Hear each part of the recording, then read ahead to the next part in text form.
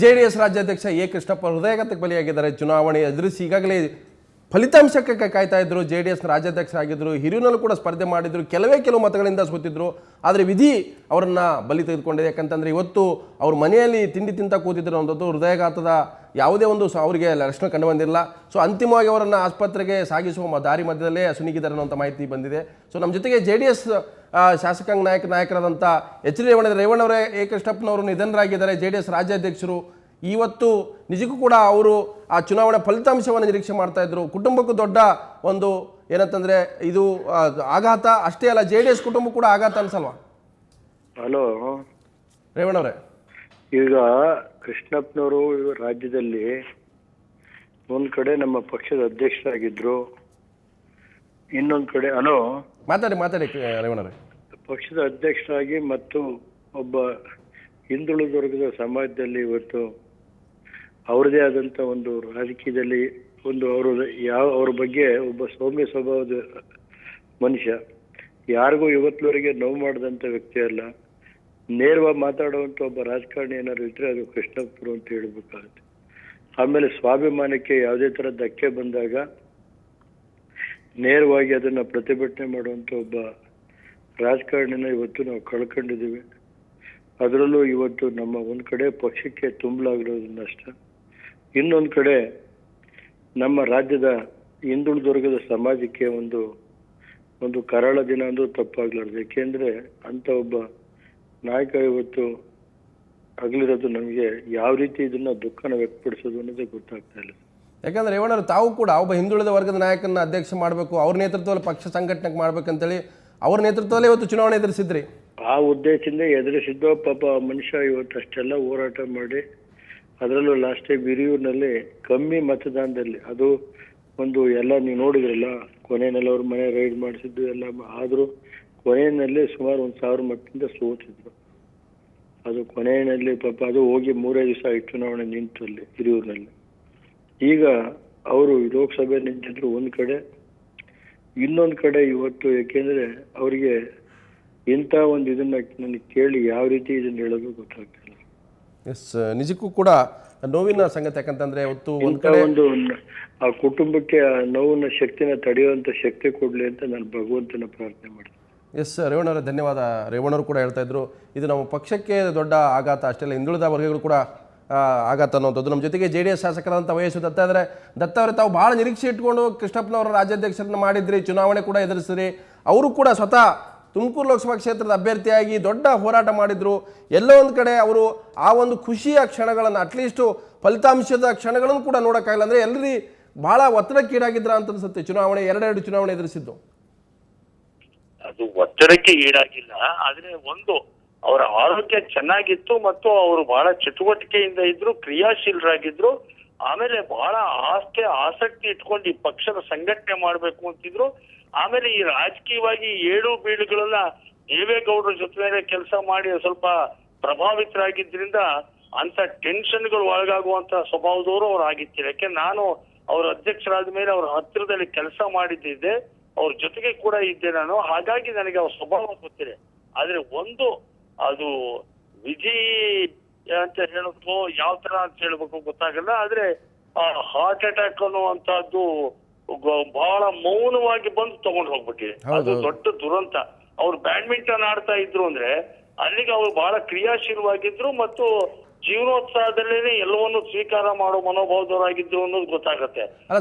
ಆಡ್ತಾ ಇದ್ದಾಗ ಕುಸಿದು ಬಿದ್ದು ತಕ್ಷಣನೇ ಅವರು ತೀವ್ರ ಹೃದಯಾಘಾತದಿಂದ ನಿಧನರಾಗಿದ್ದಾರೆ ಅಂತಂದ್ರೆ ನಿಜವಾಗ್ಲೂ ಕೂಡ ತುಂಬಾ ನಮಗೆಲ್ಲರಿಗೂ ಕೂಡ ದೊಡ್ಡ ನಷ್ಟನೇ. ಅದ್ರಲ್ಲೂ ನಮ್ಮ ಪಕ್ಷಕ್ಕೆ ತುಂಬಾ ದೊಡ್ಡ ಆಘಾತಕಾರಿಯಾಗಿರೋದು. ಯಾಕಂದ್ರೆ ಯಾವತ್ತೂ ಕೂಡ ನೀವು ಹೇಳೋ ಹಾಗೆ ಅವರು ಯಾವಾಗ ನಗನಗ್ತಾ ಇರ್ತಾ ಇದ್ರು, ಮತ್ತೆ ಮಾತುಕತೆ ಇರ್ಬೋದು. ಆಮೇಲೆ ಅವ್ರು ಎಲ್ಲದನ್ನು ಕೂಡ ಕ್ರೀಡಾ ಮನೋಭಾವದಲ್ಲೇ ತಗೊಳ್ಳುವಂತವ್ರು, ಒಳ್ಳೆ ಕ್ರೀಡಾಪಟು. ಹಾಗಾಗಿ ಅವ್ರು ಎಲ್ಲ ಕ್ರೀಡಾ ಮನೋಭಾವದಲ್ಲೇ ಸ್ವೀಕಾರ ಮಾಡ್ತಿದ್ರು. ಹಿರಿಯೂರಲ್ಲಿ ಸೋತಾಗ್ಲೂ ಕೂಡ ನಾವು ಅವರು ಅಯ್ಯೋ ಸ್ವಲ್ಪ ಓಟಲ್ ಸೋತ್ಬಿಟ್ರಲ್ಲ ಅಂತ ನಾವಂದ್ರು ಕೂಡ ಅವರು ಅವತ್ತಿನಿಂದಲೇ ತಕ್ಷಣನೇ ಅಲ್ಲೇ ಒಂದು ಕಚೇರಿ ಮಾಡಿ ಜನಸಂಪರ್ಕ ಕೇಂದ್ರ ಮಾಡಿ ಇದು ಸೋತು ಮಾರನೇ ದಿನದಿಂದಲೇ ಮತ್ತೆ ಕ್ರಿಯಾಶೀಲರಾಗಿ ಹಿರಿಯೂರೊಳಗಡೆ ಇನ್ನು 5 ವರ್ಷಕ್ಕೆ ಬರೋ ಚುನಾವಣೆಗೆ ನಾಳೆನೇ ಬಂದ್ಬಿಡುತ್ತೇನೋ ಚುನಾವಣೆ ಅನ್ನೋ ತರ ಸಿದ್ಧತೆ ಮಾಡ್ಕೊಂಡು ಹೊರಟವರು. ಹಾಗಾಗಿ ಅವರ ಉತ್ಸಾಹನ ಮೆಚ್ಕೋತಿದ್ದೆ. ಅಷ್ಟೊಂದು ಕ್ರಿಯಾಶೀಲರು, ಪಕ್ಷನ ಕಟ್ತೀನಿ ಅನ್ನೋ ಹುಮ್ಮಸ್ಸನ್ನು ಹೊರಟಿದ್ರು. ಅದು ನಿಜವಾಗ್ಲೂ ನಮಗೆ ತುಂಬಾ ನಷ್ಟ ಆಗಿದೆ. ಮತ್ತೆ ಒಂದು ದತ್ತ ಇನ್ನೊಂದು ವಿಶೇಷ ಏನಂದ್ರೆ, ಅತ್ಯಂತ ಸಾಮಾನ್ಯ ಕುಟುಂಬದಿಂದ ಬಂದಂಥವ್ರು, ಹಿರಿಯರಿಂದ ಒಬ್ಬ ಕಾರ್ಮಿಕನಾಗಿ, ಕಾರ್ಮಿಕ ನಾಯಕನಾಗಿ, ಕಾಂಗ್ರೆಸ್ ಪಕ್ಷದಲ್ಲಿ ಶಾಸಕರಾಗಿ, ಮಂತ್ರಿಯಾಗಿ, ಇಡೀ ಅವರ ಒಂದು ಬೆಳವಣಿಗೆ ಇದೆಯಲ್ಲ, ಅದು ಕೂಡ ಅಚ್ಚರಿ. ಬೆಂಗಳೂರಂತ ಒಂದು ವರ್ತೂರಿನಂತ ಕೂಡ. ಆದ್ರೆ ನನಗನ್ಸುತ್ತೆ ಎಲ್ಲೋ ಒಂದ್ ಕಡೆನಲ್ಲಿ ಅವರಿಗೆ ನೋವಿತ್ತು. ನನ್ನಂತ ಒಬ್ಬ ಸಾಮಾನ್ಯ ಕಾರ್ಮಿಕ ನಾಯಕನಾಗಿ ಈಗ ಕಾಂಗ್ರೆಸ್ ಪಕ್ಷದ ಒಳಗಡೆನಲ್ಲಿ ಯಾರ್ಯಾರೋ ಏನೇನೋ ಆಗಿ ಹೋಗ್ಬಿಟ್ಟಿದ್ದಾರೆ, ಎಲ್ಲೆಲ್ಲಿಂದೋ ಬಂದವರು ಏನೇನೋ ಆಗಿ ಹೋಗ್ಬಿಟ್ಟಿದ್ದಾರೆ. ಆದ್ರೆ ನಿಷ್ಠಾವಂತ ಕಾಂಗ್ರೆಸ್ಸಿಗನಾಗಿ, ಒಬ್ಬ ಸಾಮಾನ್ಯ ಹಂತರ ಕಾರ್ಮಿಕ ನಾಯಕನಾಗಿ, ಈ ಪಕ್ಷದಲ್ಲಿ 4 ಸಲ ಶಾಸಕನಾಗಿ, ಮಂತ್ರಿ 2 ಬಾರಿ ಮಂತ್ರಿಯಾಗಿ, ಈ ಇಡೀ ಒಂದ್ ರೀತಿ ಬೆಂಗಳೂರು ಗ್ರಾಮಾಂತರ ಜಿಲ್ಲೆ ಒಳಗಡೆನಲ್ಲಿ ಒಂದು ಪಕ್ಷಕ್ಕೆ ಒಂದು ಶಕ್ತಿನ ತಂದು ಕೊಟ್ಟಂತವ್ರು ಅವರು ಕಾಂಗ್ರೆಸ್ ಪಕ್ಷಕ್ಕೆ. ಅಷ್ಟು ನಿಷ್ಠಾವಂತರಾಗಿದ್ದಂತ ಕೃಷ್ಣಪ್ಪನವ್ರಿಗೆ ಯಾವುದೋ ಒಂದು ಕಾರಣದ ಮೇಲೆ ವ್ಯಕ್ತಿಗತವಾಗಿ ಅವ್ರಿಗೆ ಟಿಕೆಟ್ ಅನ್ನು ತಪ್ಪಿಸಿದಾಗ ಬಹುಶಃ ಅದೇ ದೊಡ್ಡ ಅವ್ರಿಗೆ ಆಘಾತ. ನನ್ನಂತವ್ರಿಗೆ ಹೀಗೆ ಮಾಡ್ಬಿಡ್ತಾರ ಈ ಪಕ್ಷ ಅಂತ ಹೇಳಿ ಆವಾಗ್ಲೇನೆ ಅವ್ರಿಗೆ ತುಂಬಾ ಮಾನಸಿಕವಾಗಿ ಅವ್ರ ಆಘಾತಕ್ಕೊಳಗಾಗಿದ್ರು.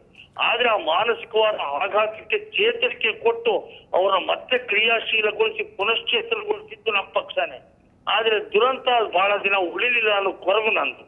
ಇಲ್ಲ, ಒಂದು ಏನಂದ್ರೆ, ಒಂದು ರಾಜಕೀಯ ವ್ಯವಸ್ಥೆಯಲ್ಲಿ ಒಂದು ಪಕ್ಷಗಳು ಕೆಲವು ಸಲ ನಾಯಕರನ್ನ ನಂಬಿಕೊಂಡು ಹೋಗುವಂತ ಸಂದರ್ಭದಲ್ಲಿ ಈ ರೀತಿಯ ಸಾವುಗಳಾದಾಗ ಪಕ್ಷ ಕೂಡ ಎಲ್ಲ ಒಂದು ಕಡೆ ಆಘಾತಕ್ಕೀಡಾಗತ್ತೆ. ಅದು ಯಾವುದೇ ಪಕ್ಷ ಇರ್ಬೋದು.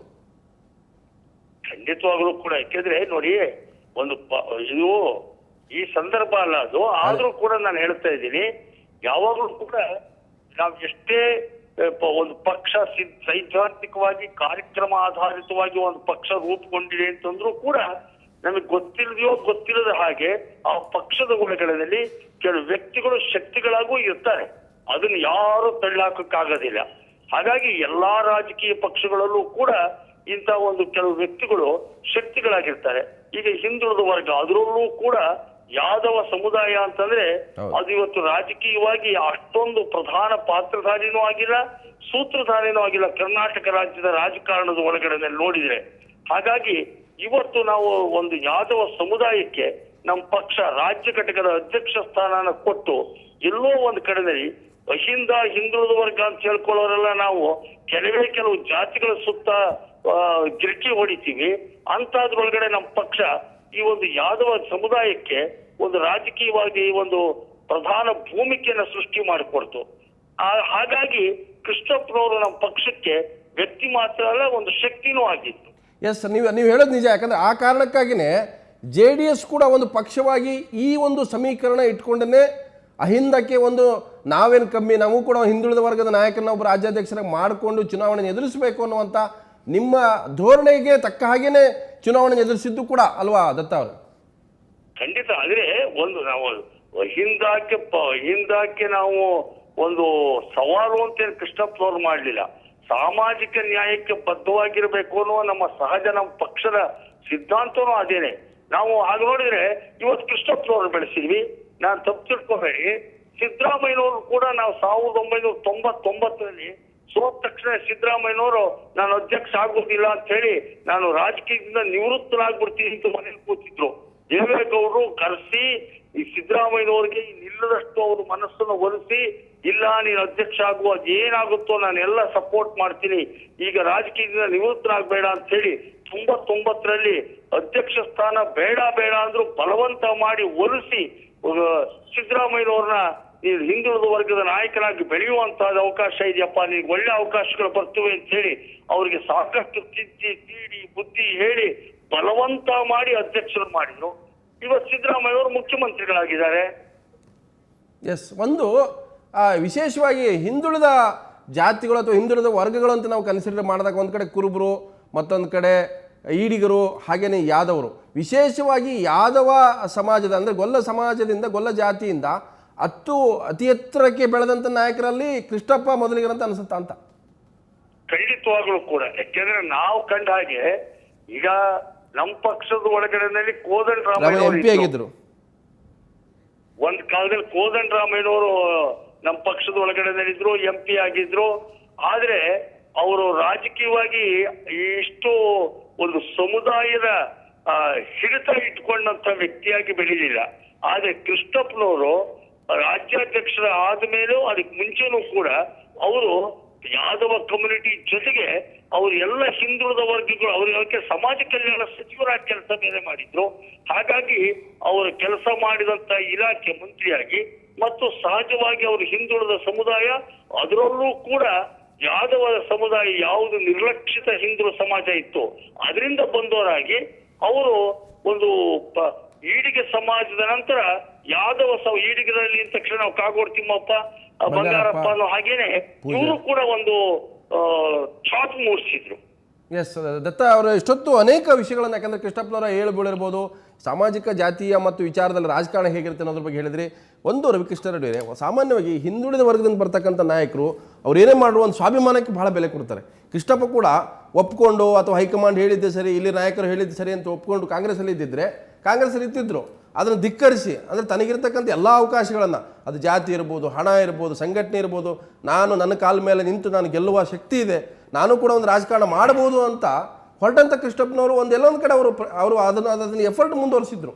ಇಲ್ಲ, ಈಗ ನಮ್ಮ ದೇಶದಲ್ಲೇ ನೋಡಿದ್ರೆ ಹಿಂದುಳಿದ ವರ್ಗದವರು ಯಾರೇ ಇರಲಿ ಅವರು ರಾಜಕೀಯವಾಗಿ ಗೆಲ್ಲೋದಕ್ಕೆ ಅವರು ಆ ಥರದ ಸ್ವಾಭಿಮಾನ ಮತ್ತು ಅಸರ್ಟಿವ್ನೆಸ್ ತೋರಿಸಿದ್ರೆ ಮಾತ್ರ ಸಾಧ್ಯ ಇದೆ. ಯಾಕಂದರೆ ಈಗಲೂ ನಮ್ಮ ದೇಶದಲ್ಲಿ ಬಲಿಷ್ಠ ಜಾತಿಗಳ ಅಥವಾ ಮೇಲ್ಜಾತಿಗಳು ಅಂತ ನೀವು ಯಾರು ಹೇಳ್ತೀರಾ ಆ ಥರದೊಂದು ಫಿಡಲ್ ಮೆಂಟಾಲಿಟಿ ಇರೋವಾಗ ಅವರು ಮೇಲಕ್ಕೆ ಬರಬೇಕು ಅನ್ನೋವಾಗಲೇ ಆ ಮೂಲಭೂತ ಗುಣ ಇದ್ದರೆ ಮಾತ್ರ ಬರೋದಕ್ಕೆ ಸಾಧ್ಯ ಆಗುತ್ತೆ. ಯಾರೊಬ್ಬರು ಚೇಲ ಆಗಿದ್ದುಕೊಂಡು ಒಂದು ಸಲ ಎರಡು ಸಲ ಏನೋ ಅಚಾನಕ್ಕಾಗಿ ಫ್ಲೂಕಾಗಿ ಗೆದ್ದುಬಿಡ್ಬೋದು. ಆದರೆ ಒಬ್ಬ ನಾಯಕನಾಗಿ ಹೊರಹೊಮ್ಮಬೇಕು ಅನ್ನೋ ಆಗಿದ್ರೆ ಅವರಿಗೆ ಬೇರೆ ಜಾತಿಗಳ ನಾಯಕರಿಗಿಂತ ಸ್ವಲ್ಪ ಹೆಚ್ಚಿನ, ಈಗ ಯಾರೋ ಒಬ್ಬ ಅವರಪ್ಪ CM ಆಗಿರ್ತಾನೆ ಅಥವಾ ಇನ್ನೊಂದಿನೋ ರಾಜಕೀಯ ನಾಯಕ ಆಗಿರ್ತಾನೆ, ಅವ್ರ ಮಗ ಆಗೋದಕ್ಕೆ ಏನು ವಿಶೇಷವಾದ ಶ್ರಮ ಬೇಕಾಗಿಲ್ಲ, ನಮಗೆಲ್ಲರೂ ಗೊತ್ತಿದೆ.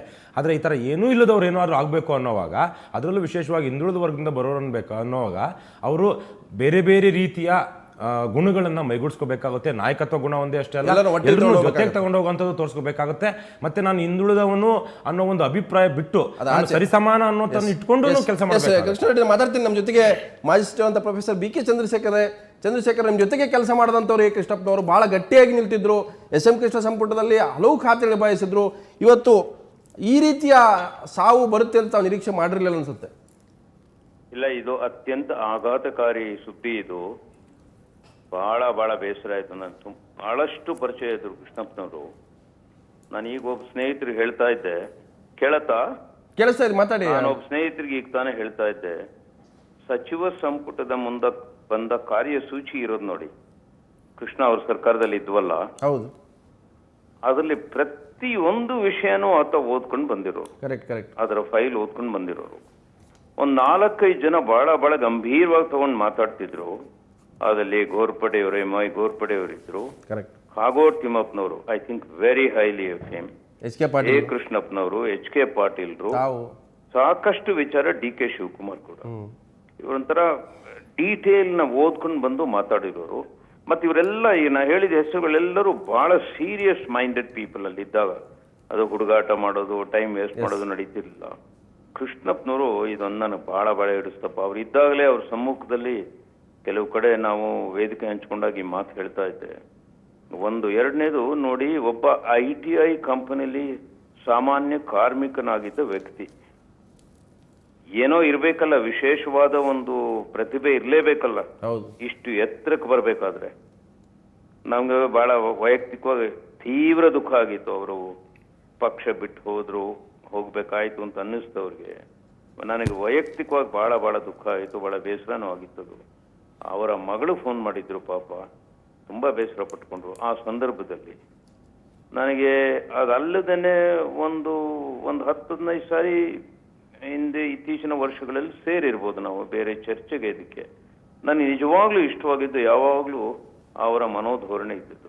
ಯಾವುದನ್ನು ಹಗುರವಾಗಿ ತಗೊಳ್ತಿರ್ಲಿಲ್ಲ, ಇನ್ನೊಬ್ಬರ ಬಗ್ಗೆ ಹಗುರವಾಗಿ ಮಾತನಾಡ್ತಿರ್ಲಿಲ್ಲ. ಬಹಳ ಆಲೋಚನೆ ಚೆನ್ನಾಗಿ ಮಾಡೋರು ಅವರು. ಪೊಲಿಟಿಕಲ್ ಸ್ಟ್ರಾಟಜಿ ಬಗ್ಗೆ, ಈ ಜಾತಿ ವ್ಯವಸ್ಥೆ ಬಗ್ಗೆ ಚೆನ್ನಾಗಿ ತಿಳ್ಕೊಂಡಿದ್ರು. ತೀರಾ ದುಃಖ ಆಗ್ತಿದ್ದಾರೆ. ಅವರು ಇರಬೇಕಿತ್ತು, ಇನ್ನೂ ಬಹಳ ವರ್ಷ ಇರಬೇಕಾಯ್ತು. ಖಂಡಿತ. ಮತ್ತೆ ಏನು ಲೋಕಸಭಾ ಚುನಾವಣೆಯಲ್ಲಿ ಕೂಡ ದೊಡ್ಡ ಸ್ಪರ್ಧೆ ಮಾಡಿ, ಹೋರಾಟ ಮಾಡಿ, ಇನ್ನೇನು ಫಲಿತಾಂಶ ಮೇ 16 ಬರುತ್ತೆ ಅಂತ ಕೂಡ ಸಹಜವಾಗಿ ಒಬ್ಬ ಆಕಾಂಕ್ಷಿ ಇದ್ದೇ ಇರುತ್ತಲ್ಲ, ನಾನು ಚುನಾವಣೆ ಸ್ಪರ್ಧೆ ಮಾಡಿದ್ದೀನಿ. ಖಂಡಿತ ಇರುತ್ತೆ. ಇಲ್ಲಿಂದ ಹೋಗಲ್ಲಿ ನಿಂತರು ಪಾಪ.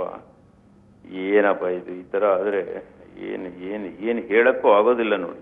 ಇಲ್ಲ ಒಂದು ಚಂದ್ರಶೇಖರ್, ಯಾಕಂತಂದ್ರೆ ತಾವು ಪ್ರಸ್ತಾಪ ಮಾಡ್ತಾ ಇದ್ರಿ, ಒಬ್ಬ ಸಾಮಾನ್ಯ ಕಾರ್ಮಿಕನಾದಂಥ ITI ಕಂಪನಿಯಲ್ಲಿ ಕಾರ್ಮಿಕರಾಗಿದ್ರು, ಆಮೇಲೆ ಕಾರ್ಮಿಕ ನಾಯಕರಾಗ್ತಾರೆ ಒಂದು ಪಕ್ಷದಲ್ಲಿ, ಅದು ಬಲಾಢ್ಯ ಪ್ರದೇಶ ವರ್ತೂರ್ ಅನ್ನುವಂಥದ್ದು. ಸೊ ಅಂಥ ಪ್ರದೇಶದಲ್ಲಿ ಚುನಾವಣೆ ಗೆಲ್ಲುವಂಥದ್ದು, ಗೆದ್ದು ಮಂತ್ರಿ ಆಗುವಂಥದ್ದು, ಇವೆಲ್ಲವೂ ಕೂಡ ಒಂದು ಪಕ್ಷದ ವ್ಯವಸ್ಥೆಯಲ್ಲೇ ಸರ್ವೇ ಸಾಮಾನ್ಯ ಅಂತ ಅನಿಸಿದ್ರು ಕೂಡ ಎ ಕೃಷ್ಣಪ್ಪನಂತವರಿಗೆ ಅದು ಸರ್ವೇ ಸಾಮಾನ್ಯ ಆಗೋದಿಲ್ಲ. ನೀವು ಹೇಳೋದು ಸರಿ, ನಾನು ಖಂಡಿತ ಒಪ್ತೇನೆ ಅದು ನಿಜವಾಗ್ಲು. ಆಮೇಲೆ ITIಗೆ ಹೋಗಿ ಭಾಷಣ ಮಾಡಿದ್ದೆ ಇವ್ರ ಸಮ್ಮುಖದಲ್ಲಿ, ದೊಡ್ಡ ಸಮಾವೇಶ ಆಯ್ತು, ಕಾರ್ಯಕರ್ತರು ಬಂದಿದ್ರು. ನಿಜವಾಗ್ಲು ಆ ಮನುಷ್ಯನಿಗಿದ್ದ ಒಂದು ಹಿಡಿತ ಇತ್ತು ನೋಡಿ ಜನರ ಮನಸ್ಸಿನ ಮೇಲೆ. ಅಲ್ಲೂ ಬಹಳ ಒಳ್ಳೆ ಕೆಲಸ ಮಾಡಿರ್ಬೇಕು ಅಂತ ಆಯ್ತಲ್ಲ. ಹೌದು, ಬಟ್ ಒಂದು ಆತ ಸಂಘಟನಾ ಚತುರ ಮತ್ತು ಸ್ವಾಭಿಮಾನಿ ಆಗಿದ್ದ ಅನ್ನುವಂಥದ್ದು ಕೂಡ, ಯಾಕಂದ್ರೆ ಪ್ರಮುಖವಾಗಿ ಬಹಳ ಇತ್ತದು ಆತನಿಗೆ. ಸೆಲ್ಫ್ ಎಸ್ಟೀಮ್ ಅಂತೀವಲ್ಲ, ಸ್ವಾಭಿಮಾನ ನಿಜವಾಗ್ಲೂ ಇತ್ತು ಕೃಷ್ಣಪ್ಪನಿಗೆ. ಇಲ್ಲದೆ ಹೋದ್ರೆ ಕಾಂಗ್ರೆಸ್ ಅಲ್ಲಿ ಉಳಿತಿದ್ರು ಅವರು, ಎಲ್ಲೂ ಹೋಗಿ ಹಲ್ಗಿಂಜಿ ನಿಂತ್ಕೊಳ್ಳುವಂತ ಪ್ರವೃತ್ತಿ ನಾನಂತೂ ಕಂಡಿರ್ಲಿಲ್ಲ. ಅಲ್ಲ, ಇಲ್ಲದೆ ಹೋದ್ರೆ ಕಾಂಗ್ರೆಸ್ ಅಲ್ಲಿ ಇರ್ತಿದ್ರು ಚಂದ್ರಶೇಖರ್ ಅವರು. ಇಲ್ಲ, ಚೆನ್ನಾಗಿದ್ರು ಪಾಪ, ಖಂಡಿತ ಚೆನ್ನಾಗಿ ನೋಡ್ತೀವಿ. ಕಾಂಗ್ರೆಸ್ ಅಲ್ಲೇ ಅವರು ಬೆಳೆದಿದ್ದು, ಗುರುಸ್ಕೊಂಡಿದ್ದು. ಕೊನೆ ಕ್ಷಣದಲ್ಲಿ ಅವರು ಸ್ವಲ್ಪ ಬಹಳ ನೋವಾಯ್ತು ಅವರಿಗೆ. ನನಗೂ ಅನ್ನಿಸ್ತು, ತಾಳ್ಮೆ ಇರ್ಬೇಕಾಗಿತ್ತು ಅಂತ ಅನ್ನಿಸ್ತು. ಈಗ ಬಿಡಿ, ಈಗ ಅವೆಲ್ಲ ಖಂಡಿತ ಏನು ಉಪಯೋಗ ಇಲ್ಲ. ಎಸ್ ಚಂದ್ರಶೇಖರ್ ಅವರ ಧನ್ಯವಾದ. ನಮ್ಮ ಜೊತೆಗೆ ಈಗ ಮಾಜಿ ಸಚಿವರು ಬಿಜೆಪಿಯ ಚಿಕ್ಕಬಳ್ಳಾಪುರ ಅಭ್ಯರ್ಥಿಯಾಗಿ ಸ್ಪರ್ಧೆ ಮಾಡಿರ್ತಕ್ಕಂಥ BN ಬಚ್ಚೇಗೌಡರು ನಮ್ಮ ಜೊತೆಗಿದ್ದಾರೆ. ಬಚ್ಚೇಗೌಡರು ನಿಮ್ಮ ಸ್ನೇಹಿತರು, ಹೃದಯಾಘಾತಕ್ಕೆ ಬಲಿಯಾಗಿದ್ದಾರೆ, ನಿಮ್ಮ ಅಕ್ಕಪಕ್ಕ ಕ್ಷೇತ್ರದವರು. ಖಂಡಿತ ಕೂಡ ಒಬ್ಬ ಸ್ವಾಭಿಮಾನಿ, ಸಂಘಟನಾ ಚತುರ, ಮತ್ತು ರಾಜಕೀಯವಾಗಿ ಕೂಡ ಒಂದು ಪಕ್ಷದಲ್ಲಿ ಅನ್ಯಾಯ ಆಗಿದೆ ಅಂದ ತಕ್ಷಣ ಇನ್ನೊಂದು ಪಕ್ಷಕ್ಕೆ ಹೋಗಿ ನಾನು ಹೋರಾಟ ಮಾಡ್ತೀನಿ ಅಂತ ಹೊರಟವರು ಇವತ್ತು ನಮ್ಮಿಂದ ಅಗಲಿದ್ದಾರೆ. ಏನು ಹೇಳ್ತೀರಾ ಸರ್? ಈಗ ತಾನೇ ನನಗೆ ಆ ಸುದ್ದಿ ಗೊತ್ತಾಯ್ತು. ನಾನು ಹೊಸಕೋಟೆಯಿಂದ ಬರ್ತಾ ಇದ್ದೆ. ಹಾಂ ಸರ್. ಅವ್ರ ತಾಯಿ ಹುಟ್ಟಿದವರು ನನ್ನ ತಾಲೂಕೇನೆ, ಬಹಳ ಆತ್ಮೀಯ ಸ್ನೇಹಿತರು. ನಾವೆಲ್ಲ ಸಮಕಾಲೀನ ಕೆಲಸ ಮಾಡಿದಂತವರು ರಾಜಕಾರಣ ಕ್ಷೇತ್ರದಲ್ಲಿ. ಹಲೋ, ಮಾತಾಡಿ ಕೇಳಿಸ್ತಾರೆ. ನನಗೆ ಬಹಳ ಅತೀವ ದುಃಖ ಆಯ್ತು ಸರ್. ಅವರ ನಿಧನ ಆದಂತ ಸುದ್ದಿ ತಿಳಿದು ಬಹಳ ದುಃಖ ಆಯ್ತು. ತುಂಬಲಾರದಷ್ಟು ನಷ್ಟ ಇವತ್ತು ಈ ರಾಜ್ಯಕ್ಕೆ ಆಗಿದೆ. ಒಬ್ಬ ಹಿಂದುಳಿದ ಯಾದವ ಸಮಾಜದ ಮುಖಂಡರವರು, ಅವರು ಈ JDS ಪಕ್ಷದ ಕ್ಷೇತ್ರದಲ್ಲಿ ನಿಂತಿದ್ರು. ಅವರು ಮತ್ತೆ ಪಾರ್ಲಿಮೆಂಟ್ ಸದಸ್ಯತ್ವಕ್ಕೂ ತುಮಕೂರು ಕ್ಷೇತ್ರದಿಂದ ನಿಂತಿದ್ರು. ಇದಾದ್ಮೇಲೆ ಅವ್ರಿಗೆ ಸ್ಟ್ರೈನ್ ಆಯ್ತು ಏನೋ ಗೊತ್ತಿಲ್ಲ ನನಗೆ. ನಿಜವಾಗ್ಲೂ ಇವತ್ತು ನನಗಂತೂ ಭಾರಿ ನೋವಾಗಿದೆ ಅವರ ನಿಧನ.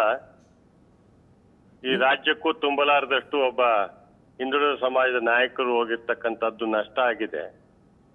ಅವರ ಕುಟುಂಬಕ್ಕೆ ಅವರ ನಿಧನ ಬರೆಸುವಂತ ಶಕ್ತಿ ಭಗವಂತ ಕೊಡ್ಲಿ ಅಂತ ಹೇಳಿ ಅವರ ಆತ್ಮಕ್ಕೆ ಶಾಂತಿ ಕೋರ್ತೀನಿ ಸರ್. ಮತ್ತೆ ಬಚ್ಚೇಗೌಡರು ನಿಮ್ಮ ಜೊತೆಗೆ ಕೂಡ ಅವರು ಶಾಸಕರಾಗಿದ್ರು, ಸಚಿವರಾಗಿದ್ರು, SM ಕೃಷ್ಣ ಸಂಪುಟ ತಾವು ಶಾಸಕರಾಗಿದ್ರಿ. ಅವರು ಬಹಳ ಆಕ್ಟಿವ್ ಆಗಿರ್ತಕ್ಕಂಥವ್ರು, ಮತ್ತೆ ಬ್ಯಾಡ್ಮಿಂಟನ್ ಪ್ಲೇಯರು, ಆಮೇಲೆ ಆ ಸಂಘಟನೆ ಜನ ಯಾವತ್ತೂ ಕೂಡ ಜನರ ಜೊತೆ ಇದ್ದಂಥವ್ರು, ಮತ್ತೆ ಅನೇಕ ಚಟುವಟಿಕೆಗಳಲ್ಲಿ ಕೂಡ ಭಾಗಿಯಾಗಿದ್ದವರು. ಈ ರೀತಿ ಸಾವು ನಿಜಕ್ಕೂ ಕೂಡ ಒಂಥರ ಅಚ್ಚರಿ ಅನಿಸ್ಬಿಡುತ್ತೆ. ಹೌದು ಸರ್, ನಿಜವಾಗ್ಲೂ ಅವರು ಆಶ್ಚರ್ಯ ಆಯ್ತು ಅವರ ನಿಧನ.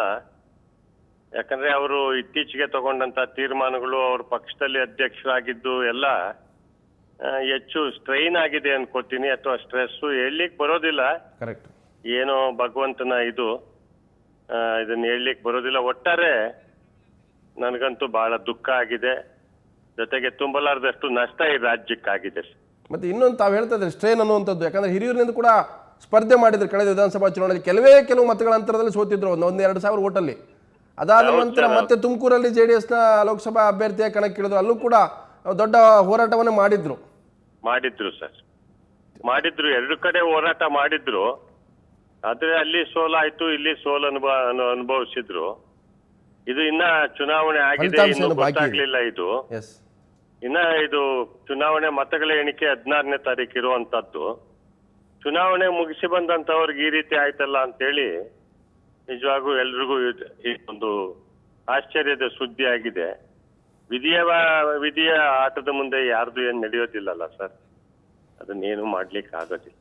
ಧನ್ಯವಾದ ಬಚ್ಚೇಗೌಡರು ಕೂಡ ಸ್ಮರಿಸ್ಕೊಳ್ತಾ ಇದ್ರು. ಕೃಷ್ಣಪ್ಪ ಅವರ ಯಾವ ರೀತಿಯ ರಾಜಕೀಯ ಇರ್ಬೋದು, ಮತ್ತು ಭಾಳ ಸ್ಟ್ರೈನ್ ಆಗಿದ್ರು ಅನ್ನುವಂಥದ್ದು ಕೂಡ ಬಚ್ಚೇಗೌಡರು ಹೇಳ್ತಾ ಇರ್ತಕ್ಕಂಥ. ಯಾಕಂದರೆ ಚುನಾವಣೆ ಎದುರಿಸೋದಿದೆಯಲ್ಲ, ಅದು ನೋಡೋರಿಗೆ ಭಾಳ ಈಸಿ ಅನಿಸುತ್ತೆ, ಭಾಳ ಸ್ಟ್ರೈನ್ ಕೊಡುತ್ತೆ. ಯಾಕಂದರೆ ಅದರದೇ ಆದಂಥ ಕಾರ್ಯತಂತ್ರಗಳು, ಜನರ ಬಳಿ ಹೋಗುವಂಥದ್ದು, ಆ ಖರ್ಚು ವೆಚ್ಚಗಳು, ಆ ಸಂಘಟನೆ ಮಾಡುವಂಥದ್ದು, ಜನರನ್ನು ಮಾತಾಡಿಸುವಂಥದ್ದು, ಕಾರ್ಯಕರ್ತರನ್ನು ಸಾಕುವಂಥದ್ದು, ನಿಜಕ್ಕೂ ಕೂಡ ಅದು ರಾಜಕಾರಣ ಚುನಾವಣೆ ಮಾಡೋರಿಗೆ ಗೊತ್ತಿರುತ್ತೆ. ನಾನು ಮತ್ತಷ್ಟು ಮಾತಾಡ್ತೀನಿ, ಅದಕ್ಕಿಂತ ಮೊದಲು